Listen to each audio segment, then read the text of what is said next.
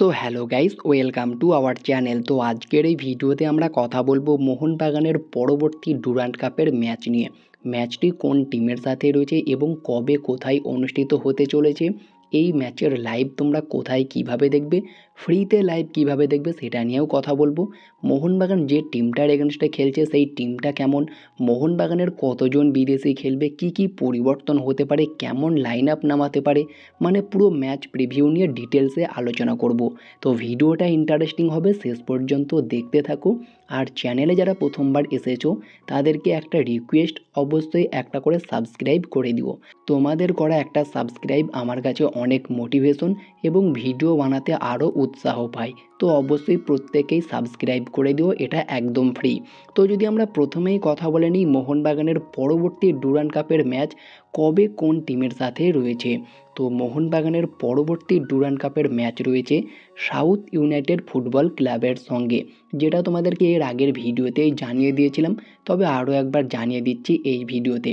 আর এই ম্যাচটা অনুষ্ঠিত হতে চলেছে কলকাতায় বিবেকানন্দ যুবভারতী ক্রীড়াঙ্গন স্টেডিয়ামে 4 আগস্ট মঙ্গলবার সন্ধ্যা 7টায়। আর এই ম্যাচের লাইভ তোমরা সনি স্পোর্টস নেটওয়ার্ক এবং সনি লিভ অ্যাপে দেখতে পারবে।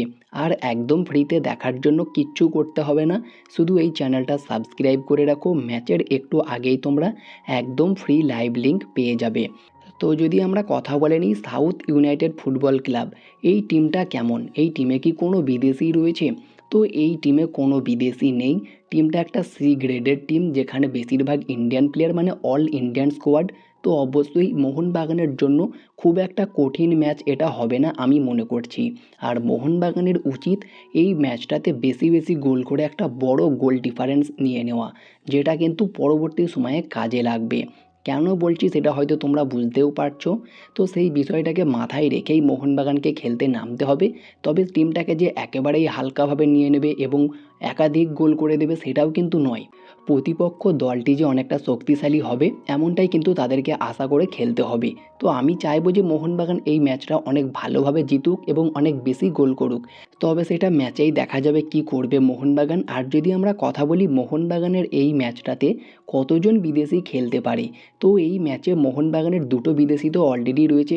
তবে যেমনটা খবর ছিল যে ডার্বি ম্যাচের পর সমীর জেলকোভিচ, মিগুয়েল তাদের চলে আসার কথা। তবে সমীর জেলকোভিচেরটা তো প্রায় ডান হয়ে গিয়েছিল যে তিনি ডার্বি ম্যাচের পরেই চলে আসবে। আর যদি চলে আসে সেটা তো খুবই ভালো হবে, 3 থেকে 4জন বিদেশিকে আমরা এই ম্যাচে দেখতে পেতে পারি। আর সেটা একটু বাড়তি অক্সিজেন পাবে, কোচ প্যানোস বেশি বেশি গোল করতে সাহায্য করবে বিদেশিরা চলে আসলে। তবে সাহাল, অনিরুদ্ধ থাপা, আপুইয়া, মানবীর লিস্টন তারাও কিন্তু বেশ ভালো খেলছে। বিশেষ করে সাহাল এবং আপুইয়ার খেলাটা কিন্তু নজর কাটছে লাস্ট ডার্বি ম্যাচে আমরা যেটা দেখলাম। তবে কিয়ানো বেশ ভালো খেলেছে, সায়ন ব্যানার্জির মতো প্লেয়ার রয়েছে যাদেরকে কিন্তু কাজে লাগাচ্ছে কোচ প্যানোস। আর তাদের থেকেই কিন্তু গোল আশা আমরা করতেই পারি, প্রত্যেকটা কোয়ালিটি প্লেয়ার। আর যদি আমরা মোহনবাগান টিমকে নিয়ে কথা বলি, মোহনবাগান টিমকে নিয়ে নতুন করে বলার কিছু নেই। সাউথ ইউনাইটেড ফুটবল ক্লাবের কাছে মোহনবাগান তুলনামূলক অনেক শক্তিশালী দল। তো অবশ্যই মোহনবাগানের উচিত মাঠে একটা ভালো রকম ডমিনেশন দেবে এই সাউথ ইউনাইটেড ফুটবল ক্লাবকে। তো সেখানেই যদি সমীর জেলকোভিচ চলে আসে এবং মিগুয়েল চলে আসে, আলবার্তো ড্রাজিচ তারা তো রয়েছেই, 4জন বিদেশি অ্যাভেলেবেল হয়ে যাবে। তবে ম্যাকলারেন কবে আসবে এখনও পর্যন্ত বুঝতে পারছি না। তাদের ভিসা তো অলরেডি অ্যাপিল করাই হয়েছে, কেন এখনও পর্যন্ত অ্যাপ্রুভ হচ্ছে না এটাই বুঝতে পারছি না। তো আশা করব খুব দ্রুত সব কিছু সমস্যা মিটে যাবে। তবে ছাংতের কিন্তু আসার খুব একটা পসিবিলিটি এই মুহূর্তে দেখছি না, কারণ তার ইনজুরি পুরোপুরি ঠিক হয়নি। ফলে আমরা আরও কয়েকটা ম্যাচে আমরা হয়তো ছাং থেকে দেখতে নাও পারি। তার মোহনবাগান জার্সিতে ডেবিউটা হয়তো কিছুটা পিছিয়ে যাবে। তবে জেলকোভিচ, মিগুয়েল এবং ম্যাকলারেন তাদের খুব দ্রুত আসা উচিত এবং মোহনবাগান ম্যানেজমেন্টের উচিত এই বিষয়টাকে ভালো রকম ফোকাস করা।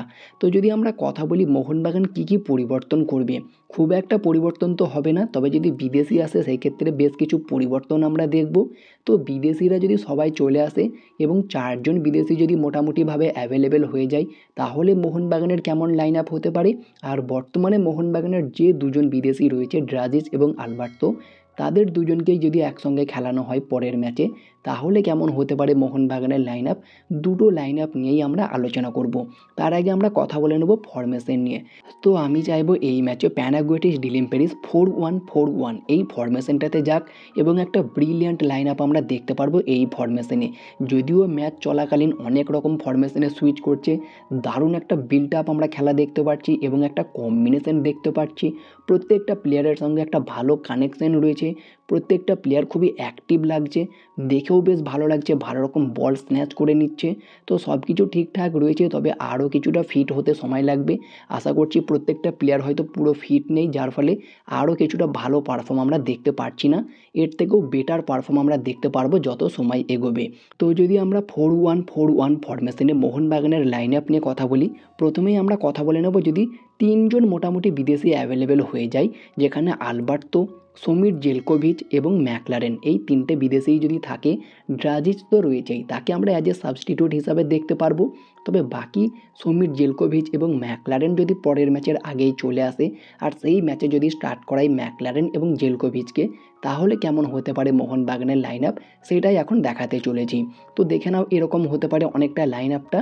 গোলকিপারে বিশাল কায়েত, চারজন ডিফেন্ডারে, লেফট ব্যাকে টেকচাম অভিষেক সিং, দুজন সেন্টার ব্যাকে আলবার্তো রড্রিগেজ, সাথে মেহতাব সিং, আর রাইট ব্যাকে রাহুল ভেকে। মেহতাব সিং এবং রাহুল ভেকেকে রাখার একটাই কারণ, তাদের একটা দারুণ যুগলবন্দি আমরা লাস্ট ডার্বি ম্যাচে দেখেছিলাম, আর রাহুল ভেকে রাইট ব্যাকে দারুণ খেলে থাকেন। তো সেক্ষেত্রে আমি চাইবো রাহুল ভেকেকে অবশ্যই স্টার্ট করাবে প্রথম থেকেই। মেহতাব এবং রাহুল ভেকের এই কম্বিনেশনটা যাতে না নষ্ট হয়, সেই জন্যই আমি চাইবো মেহতাব এবং রাহুল ভেকেকে প্রথম থেকেই স্টার্ট করিয়ে দিতে। সেন্টার ব্যাকে মেহতাব খেলুক, রাইট ব্যাকে রাহুল ভেকে, আর একজন সেন্টার ব্যাকে যদি বিদেশি খেলায় সেক্ষেত্রে আলবার্তো, আর টেকচাম অভিষেক সিংকে তো খেলাতেই হবে ভাই। যে কোনো প্লেয়ারকে বসিয়ে টেকচাম অভিষেক সিংকে খেলাতে হবে, তাকে লেফট এবং রাইট যে কোনো সাইড ব্যাকে খেলালেই তিনি দুর্দান্ত খেলে দেবেন। তো আমি সুভাশিস বোসের জায়গাতেই তাকে রাখলাম। একজন প্রপার ডিফেন্সিভ মিডফিল্ডার হিসাবে সমীর জেলকোভিচ, তাকে আমরা দেখতে পারবো তিনি যদি অ্যাভেলেবেল হয়ে যায়।